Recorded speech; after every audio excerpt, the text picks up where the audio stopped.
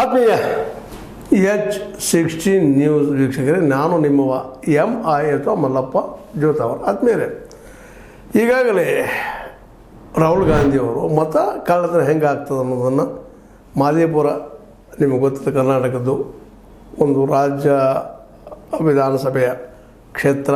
ಅದರ ಮೂಲಕ 1,250,000 ಓಟ್ಗಳು ಕಳ್ಳತನ ಆಗಿದ್ದಾವೆ ಅನ್ನೋದು ಆರೋಪ ಮಾಡಿದರು. ನೀವು ನೋಡಿದ್ದೀರಿ, ಅದನ್ನು ಸಾಕ್ಷಿ ಸಮಿತಿ ಹೇಳಿದ್ದೀರಿ. ಅದನ್ನು ಅದಕ್ಕೆ ಉತ್ತರನೂ ಕೊಡ್ತಾ ಬಂದರು.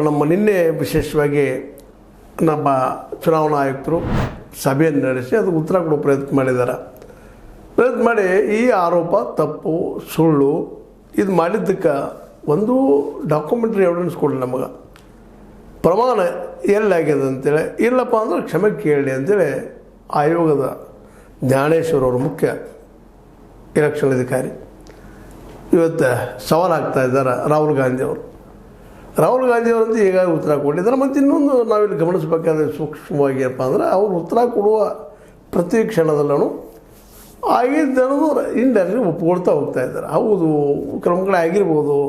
ಹಿಂದಿನ ಅವರು ಯಾವ ಕ್ಷೇತ್ರದಲ್ಲಿದ್ದರೂ ಅದನ್ನು ತೆಗೆದುಕೊಳ್ಳಾದ ಹೆಸರು ಕಡಿಮೆ ಮಾಡಲಾರ್ದು ಹೋಗಿರ್ಬೋದು, ಉಳಿದವು ಅಂಥವು ಕೆಲವೊಂದು ಅಂತೇಳಿ. ಅದಕ್ಕೆ ನೀವು ಏನಪ್ಪ ಅಂತಂದ್ರೆ, ಒಂದು ಕೃಷಿಕ ಬುದ್ಧಿ ಉಪಯೋಗ ಮಾಡಿಕೊಂಡು ಅಥವಾ ತಂತ್ರಜ್ಞಾನದಿಂದ ಆ ಒಂದು ಹೆಸರು ನೋಡಿದಾಗ ಅಥವಾ ಎಪಿಕ್ ನಂಬರ್